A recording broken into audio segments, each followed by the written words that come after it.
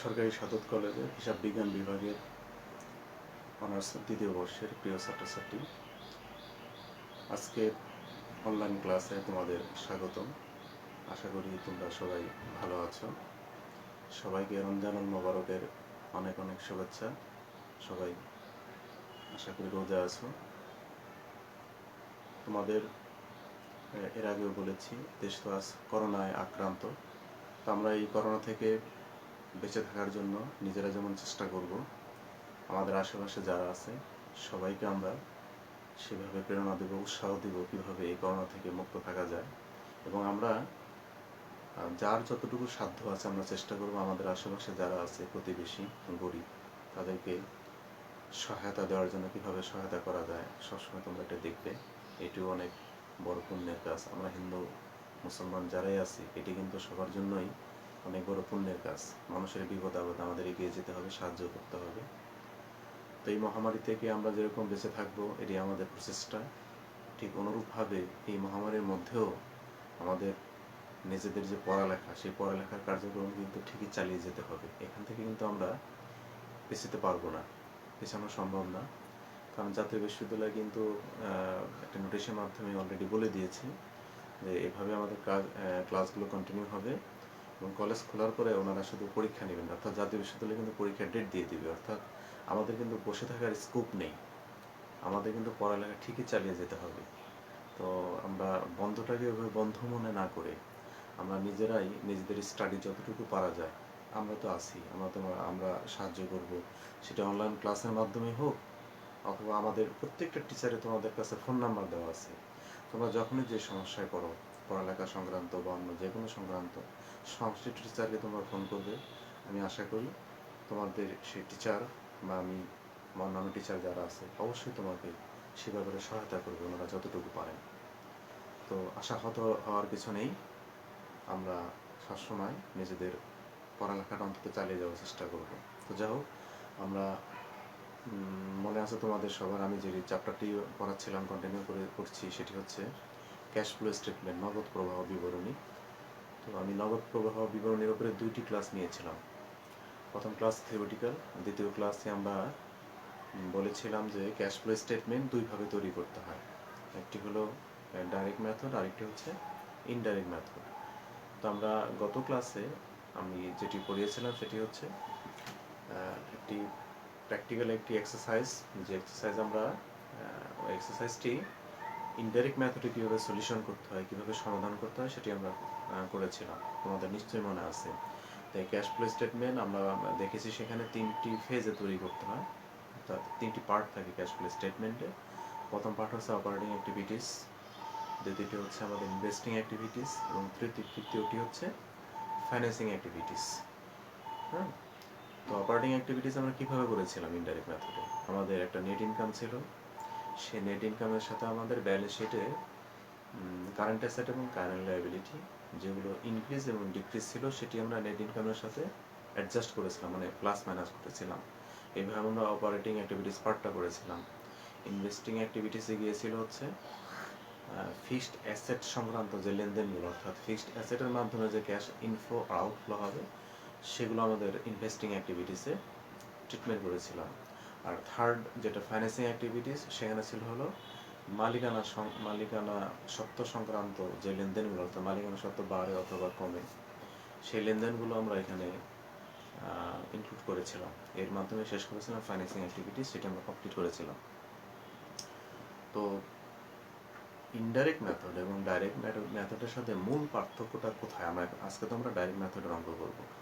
মূল পার্থক্য হচ্ছে just operating activities, financing activities এবং ইনভেস্টিং অ্যাক্টিভিটিস। এই দুটো অ্যাক্টিভিটিস আমরা ইনডাইরেক্ট মেথডে যেভাবে করেছি ঠিক সেম ডাইরেক্ট মেথডে একই, কোনো পার্থক্য নেই। শুধু পার্থক্যটা হচ্ছে অপারেটিং অ্যাক্টিভিটিস। অপারেটিং অ্যাক্টিভিটিস আমরা ওখানে করেছিলাম নেট ইনকাম দিয়ে স্টার্ট, ব্যালেন্স শিটের increase or decrease, current asset, current liability এটা আমরা অ্যাডজাস্ট করেছি। বাট আজকে আমরা দেখব ডাইরেক্ট মেথডে ঠিক ওইভাবে না। তো একটা কথা বলে রাখি, সেটা হচ্ছে আমাদের ইনডাইরেক্ট মেথডে আমরা মূল বেস অপারেটিং অ্যাক্টিভিটিসের জন্য দেখেছিলাম হলো ব্যালেন্স শিট, কোন অ্যাসেট বাড়লো কোন অ্যাসেট কমলো। অন্যান্য তথ্যগুলো দিয়ে আমরা শেষ করেছিলাম। বাট আমাদের ডাইরেক্ট মেথডে অপারেটিং অ্যাক্টিভিটিস পার্টটি করতে হবে মূলত একদম মূল বেজ হচ্ছে ইনকাম স্টেটমেন্ট। অর্থাৎ ইনকাম স্টেটমেন্টের যে আইটেমগুলো আছে সেগুলো নিয়ে আমাদের ওয়ার্কিংস করতে হবে, কিছু কিছু ওয়ার্কিংস করে সেই ওয়ার্কিংসের ফিগারগুলোই আমাদের আসবে হলো অপারেটিং অ্যাক্টিভিটিসে। অর্থাৎ মূল বেস হচ্ছে ইনকাম স্টেটমেন্ট। আমরা আদার ইনফরমেশনও দেখব, কিন্তু মূল বেস থাকবে আমাদের ইনকাম স্টেটমেন্টে। ইনকাম স্টেটমেন্টে যতগুলো আইটেম আছে, হ্যাঁ, প্রত্যেকটা আইটেমের আমরা ধরে ধরে ওয়ার্কিংস করব। তো ইনকাম স্টেটমেন্টে কী কী আইটেম থাকতে পারে আমরা একটু পরে একটা অঙ্ক দেখব। সেলস থাকতে পারে, অন্যান্য খরচ থাকতে পারে। সেলসের মাধ্যমে হলো ক্যাশ ইনফ্লো হয়, আর অন্যান্য যে খরচগুলো আছে তার মাধ্যমে ক্যাশ আউটফ্লো হয়।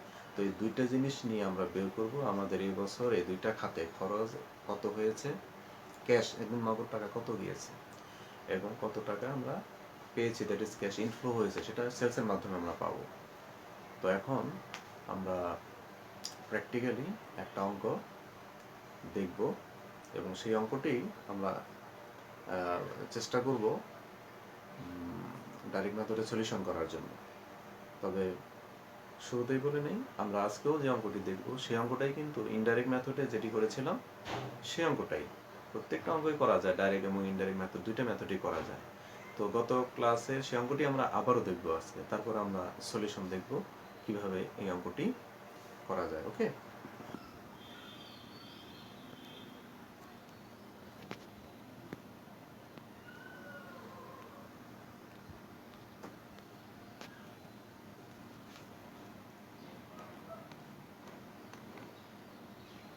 ওকে, সবাই খেয়াল করো, আমাদের গত ক্লাসের যে অঙ্কটি ছিল সেই অঙ্কটি কিন্তু স্ক্রিনে দেখানো হলো, সেটি আমরা সবাই খুব খেয়াল করে অঙ্কটা একটু দেখি। আমাদের সেই কম্পিউটার সার্ভিস কোম্পানির সেই কোম্পানির অঙ্কটি এখানে দেখানো আছে, আমরা আরেকটু দেখে নেই। যেমন প্রথমে আছে আমাদের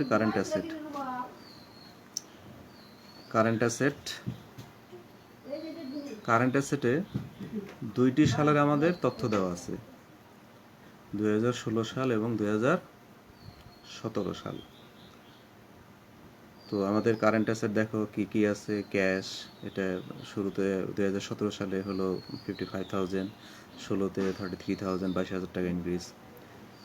account receivable, inventory and prepaid expense increase or decrease, এগুলো তথ্য দেওয়া আছে। এরপরে ফিক্সড অ্যাসেটের তথ্য দেওয়া আছে, ল্যান্ড বিল্ডিং এগুলো আছে, হ্যাঁ। এরপর আমাদের লায়াবিলিটি পাস, কারেন্ট লায়াবিলিটি দেওয়া আছে। অ্যাকাউন্টস পেয়েবল, এটি ইনক্রিজ 16,000। ইনকাম ট্যাক্স পেয়েবল, এটি আমাদের 8,000 ডিক্রিজ। লং টার্ম লায়াবিলিটিতে শুধু একটা আছে, বন্ডস পেয়েবল, সেটি আমাদের 1,10,000 ইনক্রিজ। এরপর আছে স্টক হোল্ডার সিকিউরিটি, এখানে কমন স্টক আগে ছিল 70,000, এখন হলো 50,000, 20,000 ইনক্রিজ, 20,000। রিটেন আর্নিংস 1,16,000 টাকা ইনক্রিজ। এরপরেই আমাদের ইনকাম স্টেটমেন্ট দেওয়া আছে, যেটি আসলে মূল বেজ আজকে অঙ্ক করার জন্য আমাদের। প্রথমে আছে সেলস রেভিনিউ, এটা আমাদের ক্যাশ ইনফ্লো। একটু খেয়াল করে রাখো এই কী কী আইটেম আছে, মাথায় রাখতে হবে, কারণ এগুলো নিয়ে আমরা পরে ওয়ার্কিংস করব। কস্ট অফ গুডস সোল্ড 1,50,000 টাকা। কস্ট অফ গুডস সোল্ড হলো বিক্রিত পণ্যের ব্যয়, অর্থাৎ যে পণ্যটা আমি বিক্রি করেছি তার পিছনে যে ব্যয় আমাকে করতে হয়েছে সেটা হলো 1,50,000 টাকা। এটি আমার এক্সপেন্স, কিন্তু শুধু এখানে একটা আইটেম আছে, সেটা হলো সেলস রেভিনিউ। বাকিগুলো কিন্তু আমার ব্যয়ের আইটেম, যেমন কস্ট অফ গুডস সোল্ড একটা ব্যয়ের আইটেম, অপারেটিং এক্সপেন্স এটা ব্যয়ের আইটেম। ব্র্যাকেটে বলা আছে এক্সক্লুডিং ডেপ্রিসিয়েশন, এর ভিতরে ডেপ্রিসিয়েশন অন্তর্ভুক্ত নাই। ডেপ্রিসিয়েশন মূলত কিন্তু একটা অনগদ লেনদেন। এরপর আছে loss on disposal of equipment, এটিও অনগদ লেনদেন। অনগদ লেনদেন আমাদের ওয়ার্কিংসের মধ্যে আসবে না। যখন আমরা ওয়ার্কিংস করবো আমরা প্রথমে sales revenue, cost of goods sold, next করবো আমরা ইন্টারেস্ট এক্সপেন্স, নেক্সট করবো আমরা ইনকাম ট্যাক্স এক্সপেন্স, এই কয়টার। এর বাইরেও যদি কোনো আরও আইটেম থাকে যেটি অনগদ লেনদেন না, তার ওয়ার্কিংস করতে হবে। অর্থাৎ আমি বের করতে চাই সেলসের মাধ্যমে আমি কত টাকা ক্যাশ পেয়েছি, বাকি প্রত্যেকটা আইটেমের জন্য আলাদা আলাদা করে কত টাকা আমাকে ক্যাশ নগদ টাকা পে করতে হয়েছে সেটা। এরপরে আমরা এডিশনাল ইনফরমেশনগুলো দেখে নিই। অঙ্কটা কিন্তু গত ক্লাসের, তবুও আরেকটু দেখে নিই আমরা। As our depreciation expense was comprised of 6,000 for building and 3,000 for equipment. Depreciation হয়েছে আমার 9,000, যেটা অলরেডি ইনকাম স্টেটমেন্টে দেখানো আছে। 2. The company sold equipment with a book value 7,000, 4,000 cash. আমরা 7,000 টাকা সম্পত্তি 4,000 টাকাতে সেল করেছি, তাহলে আমার লস হয়েছে কত? 3,000, যেটা অলরেডি ইনকাম স্টেটমেন্টে দেখানো আছে। 3. ইস্যু করেছি 1,10,000 of long term bonds in direct exchange of land. এটি একটি এক্সচেঞ্জ আইটেম, কোনো লেনদেন, কোনো টাকা পয়সার লেনদেন কিন্তু এটার মাধ্যমে হয় না। অর্থাৎ একটা ল্যান্ড আমরা অ্যাকোয়ার করেছি, যার মাধ্যমে আমরা একটা বন্ড ইস্যু করে দিছি। হ্যাঁ, অর্থাৎ একটার পরিবর্তে আরেকটা। আমরা জানি এই ধরনের আইটেম অঙ্কের ভিতরে আসে না, কোনো প্রভাব বিস্তার করে না, কিন্তু অঙ্কের শেষে এই ব্যাপারে একটা নোট দিতে হয়। 4. এই বিল্ডিং কস্টিং টাকা 1,20,000 ওয়াজ পারচেস। একটা বিল্ডিং আমরা পারচেস করেছি, যার মাধ্যমে আমাদের নগদ টাকা চলে গেছে, নগদ। ইকুইপমেন্ট কস্টিং টাকা 25,000 was also purchase for cash. আমরা আরেকটা ইকুইপমেন্ট ক্রয় করেছি, যার মাধ্যমে আমাদের নগদ টাকা চলে গেছে। আমাদের ব্যালেন্স শিটে কিন্তু ইকুইপমেন্ট এবং বিল্ডিংয়ের চেঞ্জ প্রাইস দেওয়া থাকতে পারে, কিন্তু সেটা আমরা কখনোই দেখব না। আমরা দেখব মূলত তথ্যের ভিতরে যে ইনফরমেশনগুলো দেওয়া আছে, স্থায়ী সম্পত্তি ক্রয় বিক্রয়ের মাধ্যমে কত টাকা গেছে অথবা আসছে, যেটা এডিশনাল ইনফরমেশনে দেওয়া থাকবে সেটাই আমরা অঙ্কে আনবো, কিন্তু ব্যালেন্স শিটে যেগুলো দেওয়া থাকবে এগুলো কিন্তু আমরা আনবো না। ওকে, নেক্সট হচ্ছে issued of common stock for 20,000 cash. আমরা কমন স্টক নতুন করে ইস্যু করেছি, যার মাধ্যমে আমাদের কিছু নগদ টাকা আসছে, এটা ক্যাশ ইনফ্লো।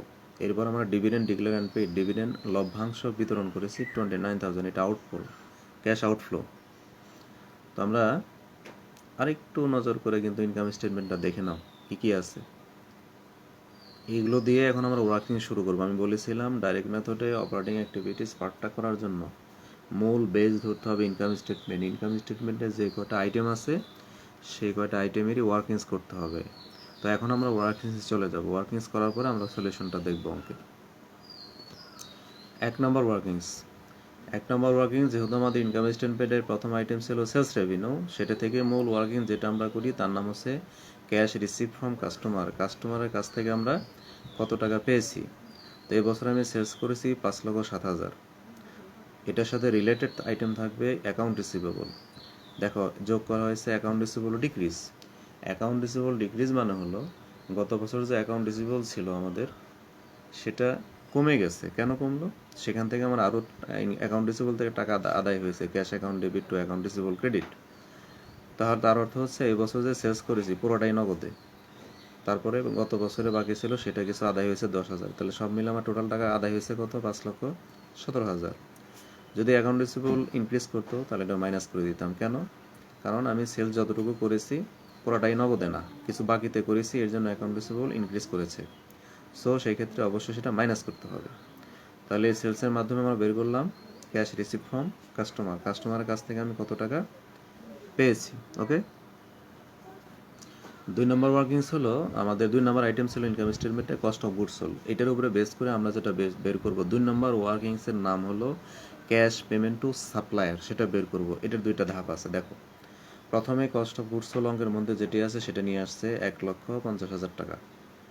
ওকে, যোগ ইনক্রিজ ইন ইনভেন্টরি বৃদ্ধি পেয়েছে, সেটি আমরা যোগ করেছি। কেন? এটা আমরা যোগ করে আমরা বের করেছি এই টোটাল পারচেজ এই বছর কত করা হয়েছে।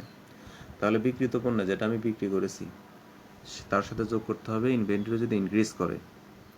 ঠিক আছে, তার অর্থ হচ্ছে টোটাল পারচেজ করেছিলাম 1,55,000, তার ভিতরে আমি যে পণ্যটা বিক্রি করেছি তার মূল্য 1,50,000, আর যতটুকু বিক্রি করতে পারিনি ততটুকু রয়ে গেছে, ইনভেন্টরি বৃদ্ধি পেয়েছে 5,000। তাহলে আমি টোটাল পারচেজ করেছি 1,55,000।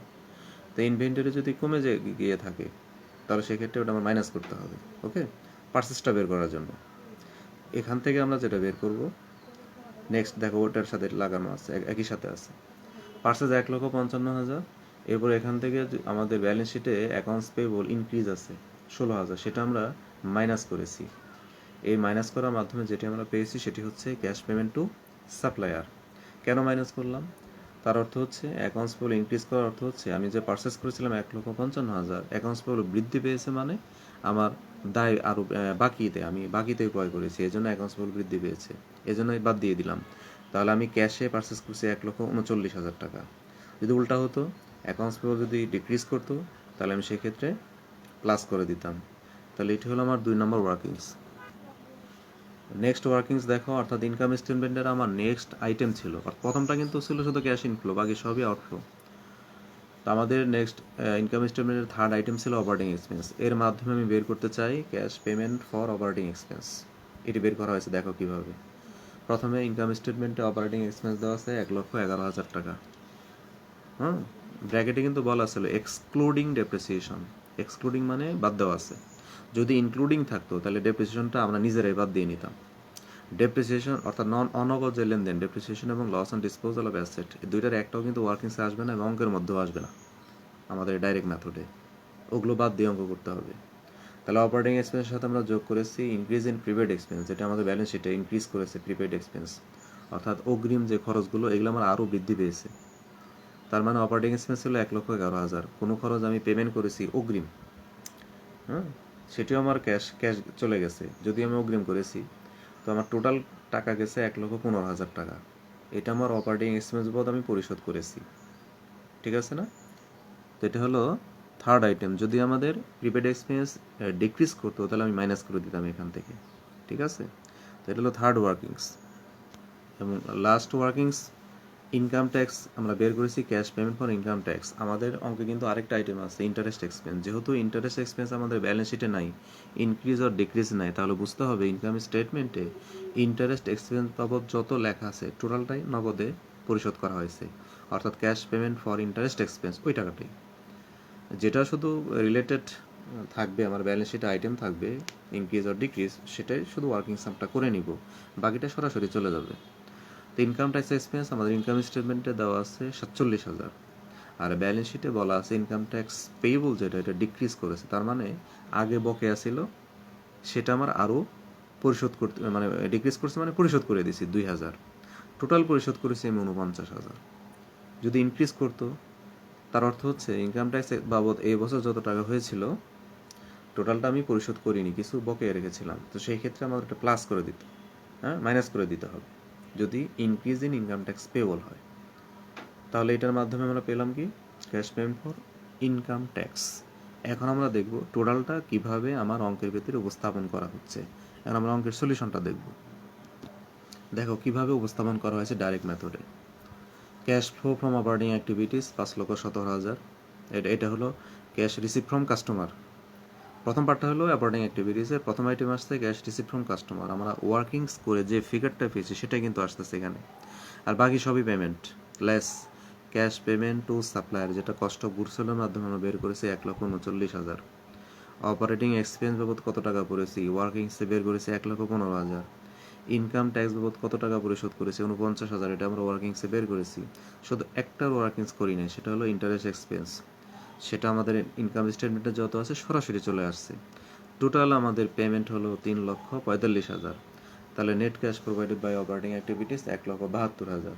এই অপারেটিং অ্যাক্টিভিটিস ইনডাইরেক্ট মেথডে একভাবে করতে হয়, ডাইরেক্ট মেথডে আরেকভাবে করতে হয়। বাট আমাদের বাকি যে দুইটা মেথড আছে, cash flow from investing activities and cash flow from financing activities, দুইটা পার্ট আমাদের ইনডাইরেক্ট মেথডে যেভাবে করেছি আমরা, ঠিক ডাইরেক্ট মেথডেও একইভাবে করা আছে। দেখো এখানে ঠিক সেম ওয়েতে এখানে করা আছে, এখানে কোনো পার্থক্য নাই। আমাদের জাস্ট আগের অঙ্কটা এখানে তুলে ধরা আছে, আমাদের ইনডাইরেক্ট মেথডে সলিউশন করেছিলাম সেই সলিউশনটা এখানে তুলে ধরা আছে। নন ক্যাশ আইটেম আগের মতোই, অঙ্কের শেষে নোট দিতে হয়, এখানে আমরা এটা নোট দিয়েছি। আশা করি তোমরা সবাই অঙ্কটি সুন্দর মতো বুঝতে পেরেছো। তো তারপরেও তোমাদের অনেক প্রশ্ন থাকতে পারে, তোমরা একটু দেখবে। তো প্রিয় ছাত্রছাত্রী, আশা করি তোমরা আজকের অঙ্কটি সুন্দর মতো বুঝতে পেরেছো। এরপরও তোমাদের সমস্যা থাকতে পারে, তোমরা যথেষ্ট প্র্যাকটিস করবে বাসায়। তোমাদের যে পাঠ্য বই আছে সেই পাঠ্য বই থেকে তোমরা প্র্যাকটিস করবে, দেখবে। জাস্ট এখানে আসলে তেমন কোনো পার্থক্য অঙ্কের মধ্যে তোমাদের পাঠ্য বই যেগুলো আছে 9 যেটা দেখালাম, তো থাকতে পারে সমস্যা, তোমরা অবশ্যই কমেন্টস করবে। আমি কমেন্টস করলে তোমাদের সমস্যাগুলো সমাধান করার চেষ্টা করব। তো আজকে এ পর্যন্তই। তোমরা ভালো থাকো, সুস্থ থাকো, আমার জন্য দোয়া করবে, আমিও তোমাদের জন্য দোয়া করব। সবাই যেন ভালো থাকি, আল্লাহ যেন সবার উপরে আমাদের রহমত করেন।